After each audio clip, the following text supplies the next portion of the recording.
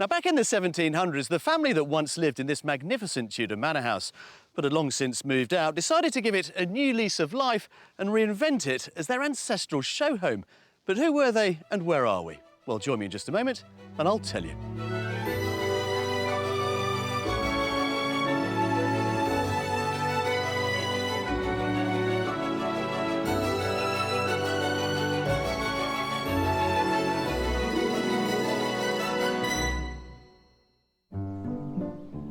Today's property search has fairy tale beginnings. Goodness gracious. This is something that's always been in picture books, in storybooks. But will we find our home hunters a happy ever after? No. My goodness. My goodness.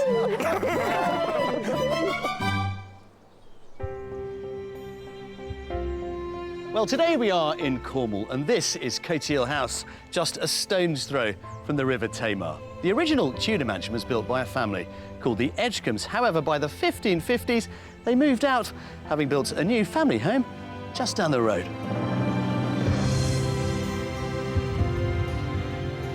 But fast forward 2 centuries, and the Edgcombes began to exploit the growing romantic appeal of this place. And it attracted some pretty high-profile visitors, amongst them George III and his wife, Queen Charlotte. Since 1947, it's been in the care of the National Trust. Later on in the show, I'll be back here learning more about the Cotehill story, and also understanding how they maintain not just the architecture, but also its rather magical atmosphere. The most southerly county on the British mainland, Cornwall is a peninsula surrounded by the Celtic Sea to the north and west, and the English Channel to the south, with the county of Devon lying to its east. Cornwall's coastline has seen the county prosper, both as an official trading post and via the more illicit activities of smugglers and pirates. With a nautical history dating back hundreds of years, the winding character of the Fowl is the result of it being a drowned river, or ria, submerged by a rapid rise in sea level after the last ice age, providing the 3rd largest natural harbour in the world. On the rugged north coast, the town of Newquay was home to a burial site during the Bronze Age. These days, it's a popular holiday location and generally considered to be the surfing capital of the UK, with Fistral Beach hosting many international competitions. Cornish scenery has been a backdrop for many film and television dramas. The picturesque fishing village of Port Isaac provided locations for Poldark and, more recently, the series Doc Martin, where it's known by the fictional name of Port Wen. So whether you're seeking maritime intrigue, dramatic countryside, or a surfer's paradise, the Cornish Peninsula is a very special place to plan an escape to. Now, when it comes to property here in Cornwall, no surprise that the coast is king. Hotspots like Rock, Foy and Padstow can see properties running into the millions, but for all that, the average price of a detached home here is surprisingly affordable at £274,000. That's £13,000 below the national average figure. But what about today's buyers? What's attracted them to a life in Cornwall? Well, let's meet them and find out. Today's house hunters, Bill and Rosemary, have been married 27 years, and their paths first crossed in the late 80s on an island in the middle of the Atlantic Ocean. 1987, I had this fabulous teaching post on Ascension Island, and I joined the Amateur Dramatic Society, and Bill turned up at a rehearsal. Brown legs, white shorts. Yeah, very short shorts. Rosemary was attracted to my brown hairy legs. Along came marriage and children, as well as decades of moving from pillar to post due to Bill's job with the RAF. Sometimes we were 2 or 3 years in a place, but other times we moved 3 times in a year. I never really felt that we had a proper home. Finally, Bill's military career came to an end, and he got a new job with the Metropolitan Police. The couple have settled on an estate in the commuter town of Bracknell, Berkshire, but both still yearn for greener pastures elsewhere.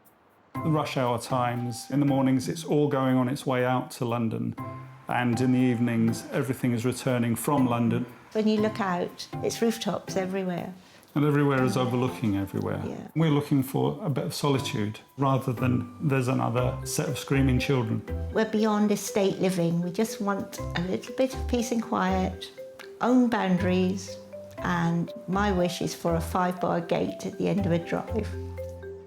To find that solitude and serenity, Rosemary, who was born and raised in the southwest, feels there's only one place she could ever truly call home. My grandparents were from Cornwall. I just love the moorland, I love mossy stones, I love dry stone walls. To me, that is home, and that's where I grew up, and that's where I want to be. I think we always realised that Cornwall has been the goal. Whilst Rosemary is ready to make the move now, at a decade her junior, 54-year-old Bill is a few years away from retirement. The plan is for Rosemary to move full-time and Bill to join her on his days off between shifts until he can organise a more permanent relocation. I am older than Bill, and this is it. I have to go now. I can't wait any longer, and I'm making the move. I still have a few working years left to make sure that we're funding the move. I would like a garden where I can grow my own vegetables and I can sit in the sunshine and read a book. I've led such a busy, hectic life, and I want to have a bit of calm around me. I just want time now to just watch the seasons go by. I used to run marathons and half marathons, and I'm trying to get back into that frame of mind. Very much like the idea of running in clean air rather than having to dodge the cars. But most of all, it's all about finally getting the life they've strived for all these years. It's about time that Rosemary was given the opportunity to go back to where she wants to live, and and wherever Rosemary is, I want to be. Having a place in the country, that's what I want. In order to maximise their chance of finding that dream Cornish home, Rosemary and Bill are open to living anywhere in the county. But before I show them some of the choices on offer, we're meeting on the Cornish coast to discuss the details. Thought I'd find you enjoying this. Well, here we are overlooking the beaches around Newquay on a beautiful day, and all of Cornwall at our disposal to find you a new home. Rosemary, I think you are leading the charge to come back to Cornwall. Bill, you're still working in London. That's right, yes. What's it going to take to persuade you to come down and set up shop in Cornwall? The right property and, of course, the right price will always encourage me to come down this way. Give us an idea of the sort of property that would really appeal. I would really like something within my own boundaries, something with a bit of a drive, with a 5-bar gate at the end of it possibly. That's been my dream. Somewhere quiet, somewhere pretty, somewhere to look at the green grass. Do you have any kind of views on what sort of property you would entertain looking at? 2 to 3 bedrooms, ideally. We're not looking for a massive kitchen, something with 2 reception rooms so that we can pursue our own interests and hobbies, and maybe a conservatory or somewhere where we've got the potential to actually put a conservatory. Now, many buyers come here looking for these classic sea views, but actually, you're not that bothered, are you? We don't need to live by the coast. We know that when you live in Cornwall, short drive away, you'll reach the coast anyway. Yeah, absolutely, and you've got 2 coasts to choose from, let's face it. Yeah. Yes. So, no, somewhere inland where we can see green valleys, green hills, and pretty garden outside the back door. So that means that the property market here is wide open. We can go inland, and we may yet tease you with a bit of coast, who knows. But how much do you want to spend? Because Cornwall does have its hotspots, let's be honest. The money that will be available for this project will be up to £450,000. Up to £450,000. I appreciate you probably want to spend a little bit less if possible. Preferably. But if we do get it right, Bill, it may persuade you to leave London a little sooner than you were perhaps planning on and come down here and set up life in Cornwall. It could very much do so. Well, look, the weather is with us. We've got 3, I think, really interesting properties to show you. Great, can't wait. Well, let's get going. Come on. Thank you. Bill and Rosemary have up to £450,000 to spend to finally find themselves that Cornish forever home. They would like 2 to 3 bedrooms, a couple of reception areas, a conservatory or room to build one, and a pretty garden. And Rosemary has a dream of a 5-barred gate at the end of a private drive.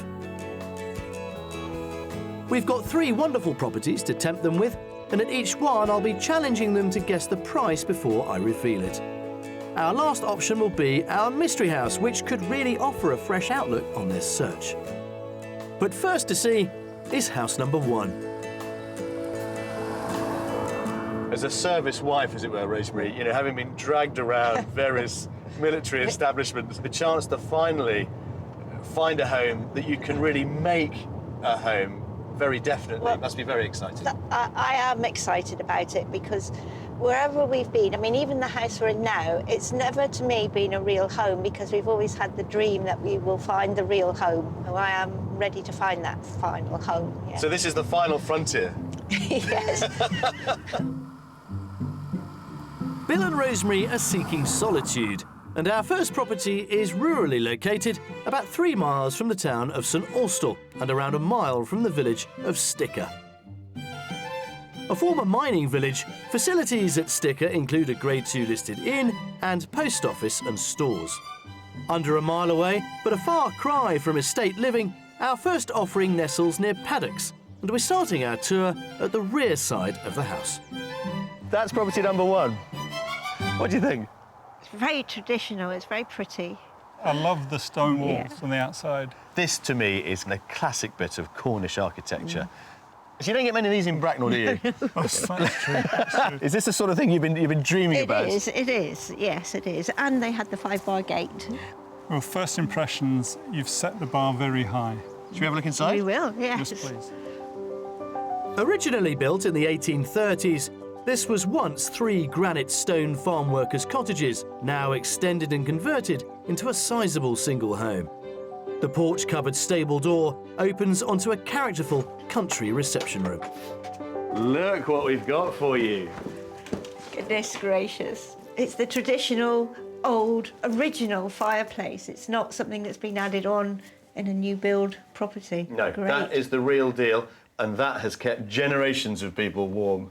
I like the welcoming feeling of walking into that fireplace. And it's just got so many original, old, traditional features. Everything, it's just great. Well, if you like old and traditional, you're going to love the kitchen. Okay. I was very heartened when you said that you didn't want a massive kitchen diner. It's not small. You do have a dining end. You've got a classic oil-fired range there, of course. On a really hot day, you can turn that off and use the gas top there. You've got another oven. It all flows rather nicely into your Yes. main living dining area. Bill's got to duck a bit. I'm sure I'll learn quickly. I think you would, yeah, absolutely. It's really traditional. This is something that's always been in picture books, in storybooks, and it's something I've always really wanted to try and get back to. A place in the country, wide walls, apples on the counter, everything about it is just great. It couldn't be anything other than a country property. So we're liking this, aren't we? We are, yes. Let's continue our tour then. Follow me. A small flight of stairs leads down to an inner hallway, passing a lower ground floor shower room and onto a second reception area. This, I think, makes the ideal craft room. It's great. Got a lot of light. We might be competing for this space. No. Above us is one of the 3 bedrooms, accessed by a separate staircase there. So you could have either this as a sort of guest end, Yes. or, you know, you could have a den up there. You could do the ironing up there. I'm taking the domestic banter as a positive sign that Bill and Rosemary are already imagining themselves living here. The second staircase on the ground floor leads to the remainder of the sleeping quarters. Above the kitchen, a small double bedroom is currently used as a study, next to which is a family bathroom with a clawfoot bath. And opposite, sitting over the first reception room and overlooking the south-facing garden, is the largest of the bedrooms. It's not short of space. It's probably the Yeah. biggest room in the Very house. You could happily put a sofa in here and create a suite, as it were. It's definitely got possibilities, isn't Yeah. it? It certainly has the right feel about it. It certainly is drawing me into life in the country. There you go, there you go. Look, you see, Rosemary, your plan is working. Yeah. Well, there is one final bit we need to talk about, of course, and that is the price. Let's go out to the garden and see what you think it's worth. Okay. Right, after you. Well, let's see if Rosemary's plan to entice Bill to the southwest is given a further boost outside, where private and enclosed grounds include paved seating areas, lawn, mature borders, and some versatile outbuildings. This is country living. Absolutely. Hook, line and sinker. And chickens and ducks as well, thrown into the mix. But what do you think property number 1 is on the market for, Rosemary? I'll hazard a guess at 410. 410. OK, Bill? I think it's slightly higher than that. I reckon it's on for 425. We are going to have to top those numbers up a bit. This is currently on the market for £450,000. Okay. Go and explore it, soak up that atmosphere, and I will catch up with you a little bit later on. Thank you. Off you go. With an asking price at the very top of their budget, this detached period property has the 2 reception areas needed and 1 more bedroom than Bill and Rosemary have asked for. And there's an enclosed garden surrounded by countryside. Again, another good-sized room. Yes. Yeah, and dual aspects as well. An area to escape, to watch watch my sport, You can etc. have your television up here. Yes, I could. This house has really inspired me. It's beautiful, it's solid, it's got lovely thick walls, just the right number of bedrooms. It's got something special about it, and I think this could be ours quite easily. It had an enveloping nature about it. I like the fact that I felt as if the home was cradling me, was cuddling me. I like this house a lot. Really good start. Good. Well, I'm going to tear you away because we have got 2 more to see.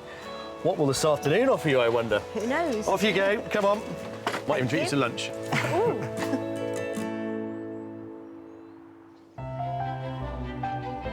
Despite its beauty, the landscape of Cornwall, with its free-draining loam soils and granite uplands, can be a challenge for agriculture and horticulture. As Rosemary is keen to get gardening, we've lined up an outing to show that the quirks of the county can be turned into an advantage. Sam Lindo's parents set out as sheep farmers on a notoriously tricky holding a couple of miles west of Bodmin. But after another tough year, they decided to swap from pasture to vineyards. It was a really hot year and it was really difficult to grow grass, and I think my parents thought, well, rather than break even farming sheep, we'll break even farming something interesting. We first planted vines in 1989. It's one of the worst farms in the area for farming sheep, and it turns out it's a good site for vines. This part of Cornwall, we're the furthest away from the sea, so we get the lowest rainfall and the warmest temperature, and probably it's the most perfect place in Cornwall you could grow grapes. The farm's south-facing slope and natural drainage promotes the grape ripening process, whilst the Cornish climate creates a fruit that's relatively acidic compared to its continental cousins. And that's ideal when it comes to sparkling wines. You can taste that grape there. So you can see you've got the acidity there. That's what we really need for the sparkling. I was expecting it to be slightly more bitter, but no, there's Oh, no, an actually, awful lot of flavour there. It's a funny one. It being in a cooler climate, you get much less bitterness. We're not trying to make our wine like French wine. We have a different climate, and the grapes have a different character. And actually, the wine tastes the way it does because it's grown in England. But one thing this Cornish vineyard does have in common with Champagne is the use of méthode traditionnelle, which is done here on site. The process involves a second fermentation, started around June, when yeast is added to a tank of wine, then put in bottles and capped, allowing carbon dioxide to build up to 6 bars of pressure, giving the drink its fizz. It takes about 8 weeks for it to ferment. Once it's finished fermenting, we leave it in this room for the wine to mature for between 1 year and 2 years. Then we remove the yeast, and you can just see the yeast that sits in the bottom of the bottle. Getting the yeast out of the bottles without removing the wine requires a technological sleight of hand. Rotated in giant crates for a week until the sediment settles in the neck, a special machine then removes the cap at a precise angle. So it's just when the air bubble forms a V, so the yeast will shoot out and the wine will stay in there. It's a process called disgorgement. A small amount of very sweet wine is then added to balance the flavours before the bottles are restocked with cork, turned, washed and loaded in a crate, ready for labelling. And of course, drinking. There are the bubbles. Have a Thank you taste. very much. Thank you. Cheers. Cheers. Cheers. Cheers. That's incredibly fresh. Very nice. You can see the bubbles are really small. You want small bubbles, and that comes for us from the protein from the grapes growing on the vines for a lot longer, whereas in Champagne it comes from leaving it with the yeast for longer. And you couldn't make this anywhere else in the world. I suppose you didn't appreciate how much goes into winemaking Not before. quite all the science that was involved in it, no. Good luck in your property search, and I hope we see you again here soon. Thank you very Cheers. much. Cheers. Thank you. Thank you. The second house on our tour is situated in the hamlet of Menadew, under a mile from the village of Bugle and 5 miles northeast of St Austell. Located on the coast, St Austell is one of the largest towns in the county. There's been a Christian building of worship on the site of Holy Trinity since at least the 12th century, although the current church is 15th century with niched sculptural groups including the 12 Apostles on all 4 sides of the impressive bell tower. The nearby village of Bugle has a pub and post office, with house number 2 just a 5-minute drive away, accessed by something which promises to please Rosemary. Come on in. There. Wow, that's a wow. Goodness That's gracious me. beautiful. Now, this is an interesting proposition. It is at the end of its own drive Yeah, with a with its 5-bar own gate. 5-bar gate. With a view. Yeah, you've got views all over the place. I'm gobsmacked. I am stunned. I just want the numbers to be right. Ah, well, we'll get to the numbers later on. Don't you worry about the price now. Rosemary's, I think, already moved in, haven't you? I have. Yes, come on, let's see what you think of the inside. Well, Bill's talking money before we've even stepped inside this rather handsome late Victorian detached property.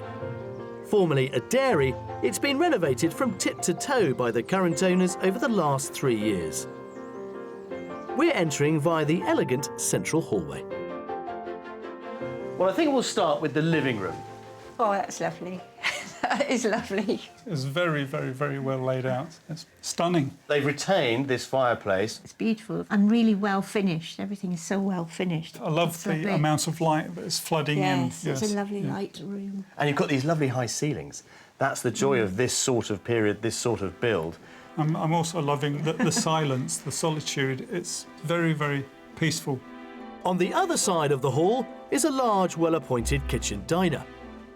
Now then. Oh my goodness. The space is fantastic. Yeah. Wood burner in there, which is lovely.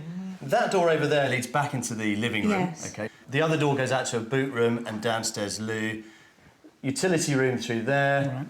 Oh, it's got everything, hasn't it? And, of course, Wow. next to the room is this huge conservatory. It looks like a sun trap. It's just absolutely fabulous. And I love the way that the steps from the conservatory Come down. lead so well into the garden. Yeah. I really get the sense, Rosemary, that this one is stirring those emotions a little bit. Just a touch.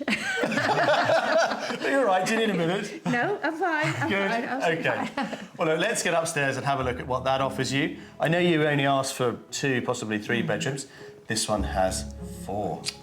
Oh, Yeah. goodness. Goodness. Come and have a look. To the front of the property is the first of the double bedrooms with a feature fireplace. Next to this, a smaller bedroom is being used as a study.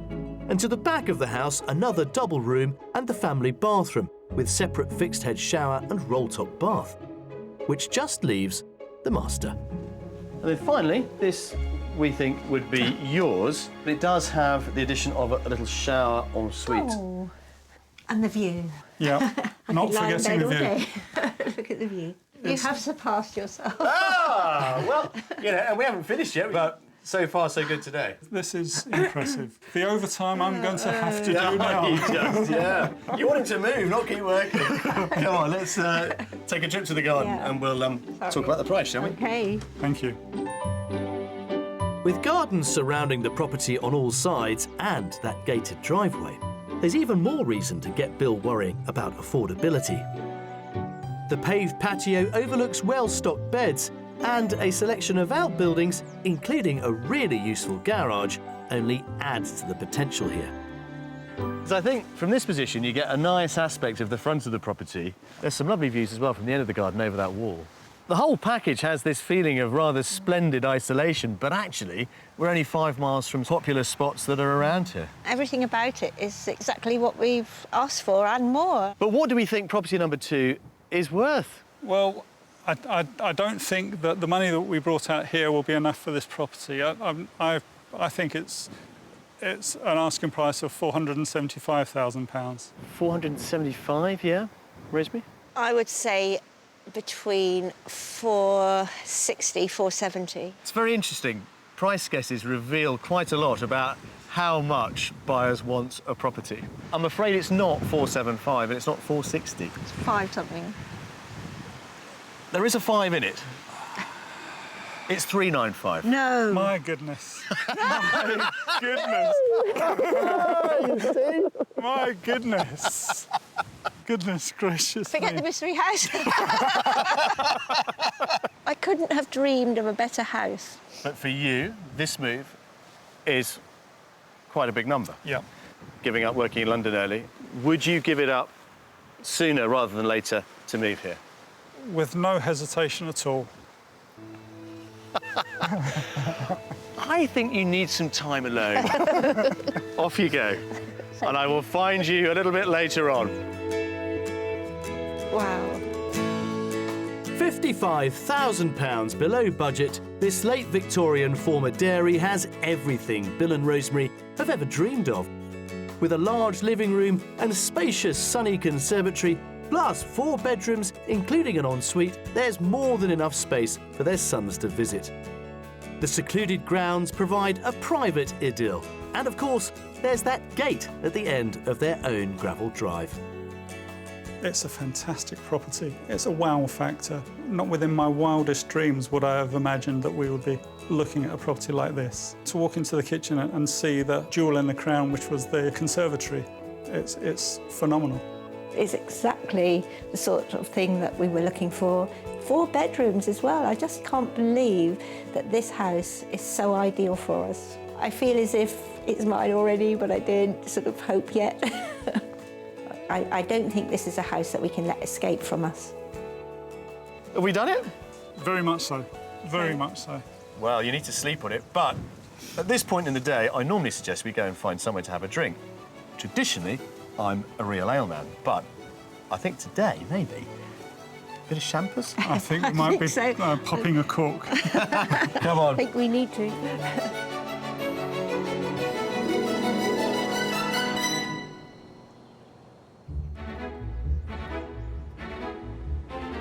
Bill and Rosemary from Bracknell in Berkshire have £450,000 to achieve their lifelong goal of a move to Cornwall. Our first day of house hunting was so successful, they're convinced we need look no further. But when they see our mystery house, there could well be a change of view. There you go. OK. Wow, I'm impressed with that. And I visit a Cornish Tudor property that's been rewriting the history books. Effectively, it's a fake. Yes, it is a very sort of cleverly done fake. Well, to say that yesterday finished on a high would be a classic understatement. And whilst we did allow Bill and Rosemary a minor celebration last night, I have ignored her assertion that we need look no further, because as you can see, we are still here for our final day of house hunting in Cornwall. And let's be honest, any tour of properties in this part of the world would not be the same without showing them something that made the very best of that. Now then, who slept well? Me. Yeah! Was that because you thought the race was over, Rosemary? I don't know. I was just emotionally exhausted, I think. Well, I'm a bit concerned now that we might put a spanner in the works with our mystery house, having got you this far, so close to buying something that maybe our final offering may make you think again. Who knows? What do you think it might be, Bill? We haven't seen anything with a sea view yet, so I wonder if that will be the thing that will test our resolve, test our desires. Ah. Let's see what you think of our mystery house, shall we? The mystery house is situated in the coastal village of Holywell, a 6-mile drive southwest from Newquay and a 1.5 miles northwest of the village of Cubert. Once known as St Cubit after a Welsh missionary, Cubit offers fish and chips, a bakery selling homemade Cornish pasties, and a post office and stores. A 2-minute drive away, Holywell's shop also sells groceries and seaside goods. There's also a 13th century thatched inn, rumoured to be haunted by several ghosts, and it's located just a minute's walk from our final proposition. OK, here we are then, our mystery house. In truth, this isn't the best way to really begin to appreciate this property because its location means that its charm is all predicated on what's beyond it. Yes. I'll be interested to see the other side. It's well worth a look, but to do so, we need to get through that door and soak up the views beyond. Come on.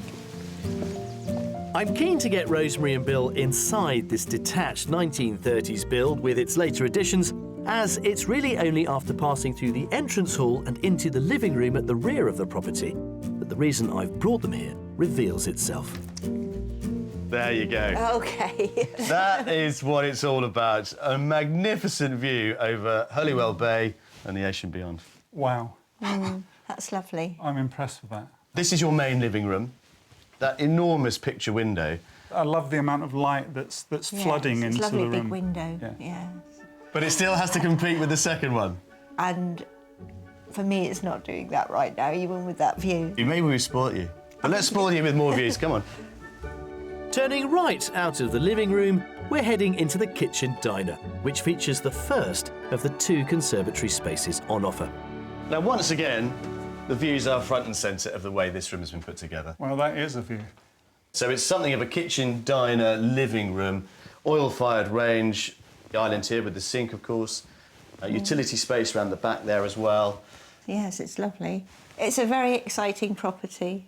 It's an impressive view. It very much is. That's what you're going to be gazing at most of the day, I would think. The entrance does conceal the hidden treasure. You really are reminded, I think, 24 hours a day that you are living in Cornwall, Yes. on the coast. It's not bad to wake up to that view, is it? Talking of waking up, let's get upstairs because the views get even better. Perhaps this mystery house is starting to offer some stiff competition for Bill and Rosemary's affections. On the ground floor, running alongside the kitchen, there's also a study. And on the coastal frontage, an additional conservatory really maximises this property's stunning aspect. It also offers something of a potting shed for keen gardener Rosemary, plus a ground floor double bedroom and a separate shower room. Meanwhile, up in the converted loft space, it's all about the master ensuite. There we go. Again. Yes. It's a wonderful view. Well, you talked about waking up to the view. This is where it would happen, Absolutely. Bill, if you went for it. You've also got a bath ensuite through there. Plenty of storage, as you can see. That's a good use of space. You don't feel cramped in here. You would feel as if you were on holiday, wouldn't you? Yeah. Wouldn't that make a change from working in London? It certainly would. It certainly would. I'm pleased to show it to you because I think it sort of completes the set. Yes. All very strong properties, but of course the price of each of them is one of the guiding factors. It is, yes. You can keep thinking about it while we pop down to the garden. I sense this property really does have something to put the cat among the pigeons. Outside, as well as a driveway with parking for a couple of cars, there are 2 detached garages. But once again, it's the coastal side of our mystery house, featuring a decked seating area and panoramic sea views that really is something special. Steps lead down to the enclosed landscape garden, combining lawn and well-stocked beds. Look at that. I mean, it's just mesmerising, isn't it? I think rather interesting, certainly very well positioned mystery house. It's rather surreal with these great big sand dunes here. It's captivating. The veranda itself does lend itself to want to spend some time out here. Well, is this the sort of property that you could see yourself living in? For the right price, I would certainly want to live in this property, Jules, yes. OK, off you go then. Give me your final estimate of the week on our mystery house.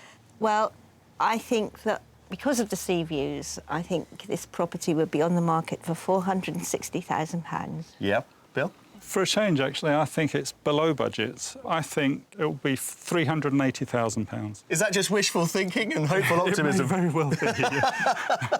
Because I'm afraid your wife is much closer to it. This is on for offers in excess of £450,000. OK. So well done you, Rosemary. Thank you. This is a truly exceptional property and a real treat to see. So have a wander around. I will catch up with you a little bit later on. OK, thank you. And while you take your time, I think I'll spend my time taking in the views. Right at the top of Bill and Rosemary's budget, this detached 1930s two-bedroom coastal home offers all the accommodation they're after. There's a large living room and kitchen with conservatory dining space, and it's all in a plot with amazing sea views. It's impressive that they're growing their own wines. It's a real sun trap. It is, yeah. The big bonus, the big selling point is definitely the fantastic views of the sea. The rooms themselves have fantastic amount of light, and I did like that. It's a very, very fresh feeling to it. It has an awful lot of pluses to it. It's got a lovely situation. It's overlooking the bay. You could be on holiday all year round in this house. It has a lot to offer us. It's certainly a contender in our search. You know, there are days when this doesn't feel like a job. Hello, Jules. How are you? I think we've seen enough of this wonderful property, thank you. Happy, Bill? Yes, I think it's time for us to go and have some serious thoughts. I think so, and some serious discussion too. Right then, after you, mate. Lead on. These days, visiting a stately home or any other historic building is, of course, a popular pastime, but a couple of centuries ago, it was much more of a curiosity. One family who blazed the trail for historic house tours were the Edgcombes. Having long since moved out of their Tudor residence in the Tamar Valley, they went all out in the 18th century to reinvent the place as an ancestral showcase. Coteale House is now in the hands of the National Trust. Collections manager Rachel Hunt has lots to tell of the place and its colourful former owners. Rachel, good morning. Very nice to see you. Nice to meet you, Jules. It's rather nice to think that you'd have a spare Tudor house just lying around in which you could put, you know, the family's bits and pieces, and then somehow have the idea that you could open it to the public, that people would be interested enough back then to come and wander around. I mean, of course, in those days, it was distinguished guests that were invited to come up and see Coteale, and our visitors today see the same things pretty much. It's a very similar experience. Distinguished guests would be taken around the house and pointed out things of interest and told about the Edgcombes' ancestors. There'd be no money changing hands. It was really about sort of status and kudos. They were trying to portray this image of timelessness. In fact, the history the Edgcombes put on show Wow. owed more than a little to the art of storytelling. Although all the fabric of the building in here is original, not all the objects are. This roundel dates back to the early 1500s, and a lot of other bits were carved to make up the chair, and the whole lot seamlessly covered in black paint to make it look as though it's of a piece. But actually, it probably dates back to the 1830s or possibly even a little bit later. Effectively, it's a fake. Yes, it is a very sort of cleverly done fake, and was for years thought to be a genuine Tudor artefact. One gets the sense that they were producing an ancestral history for visitors to soak up. Yes, that's very true. There's a sword there that's a complete composite. It's again a fake, but that was said to belong to the Black Prince, which is absolutely impossible because that would make it medieval, and even the earliest bits are sort of a couple of hundred years later. The tales told by the Edgcombes may best be digested with a sceptical pinch of salt, but preserving the bones of this house is very much a real-life concern. Well, this all looks pretty serious, Rachel. What are you doing? This scaffolding is to enable us to carry out some essential repairs at roof level and some repointing. There are some lead repairs required up on the roof, and some of the parapets were seemingly a little bit unstable. And it's essential. Building this old does need constant maintenance. But it's not all about restoration. The Trust also carries out research to uncover more on the buildings in its care. And the latest project here takes a new approach. For the first time, we've commissioned a lichen survey of what's growing on the walls of the building, just so that we know what we've got. I've come across many different types of surveys on different buildings before, but never a lichen survey. Lichenologist Vince Giovanni is overseeing the survey, which aims to reveal the biodiversity present on the building, as well as something of its history. They form these sort of constellations. And the deeper you look into the rock, you can almost go back through the centuries. It's important to see if we can find anything that's maybe threatened. So when they do conservation work like that, we can avoid damaging any of those species.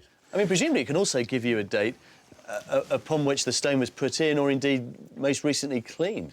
And lichenometry is actually the dating of the lichen crusts.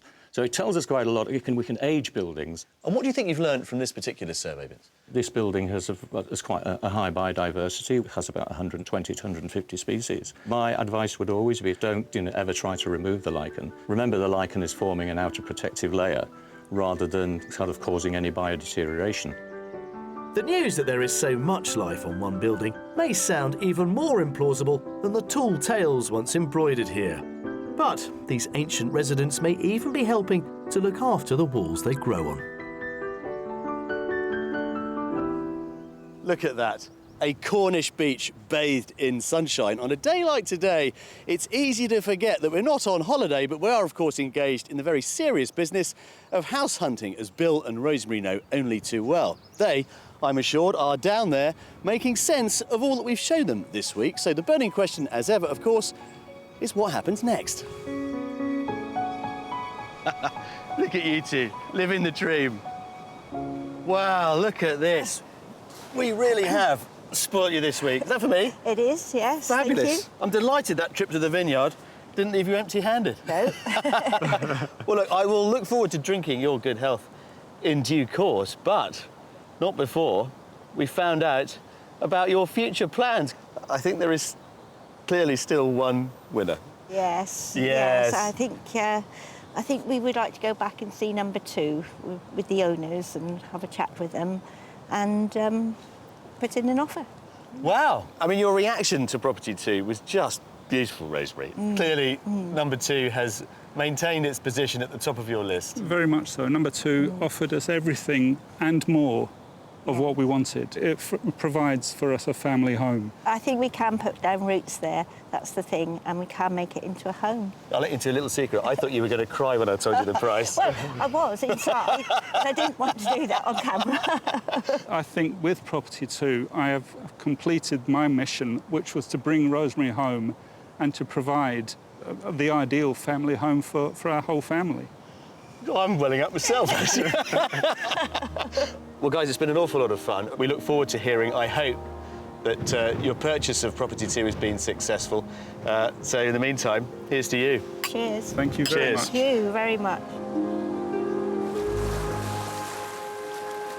Well, whether it's the stories that surround Tintagel and King Arthur, or indeed the dark and brooding romance of Poldark, for centuries, writers and artists have rightly celebrated Cornwall as a land of myth and legend, but I don't think there's much that's fictional about this week's tale of Bill and Rosemary's ambition to finally realise their hopes of a life in the Cornish countryside. And let's face it, with beaches like this on your doorstep, who could blame them? I'll see you next time. Bill and Rosemary returned to house number 2 the very next morning and put in an offer that was accepted. We wish them every success with their Cornish future. If you would like to escape to the country in Wales, Scotland, Northern Ireland or England and need our help, then please apply online at bbc.co.uk/Be On A Show.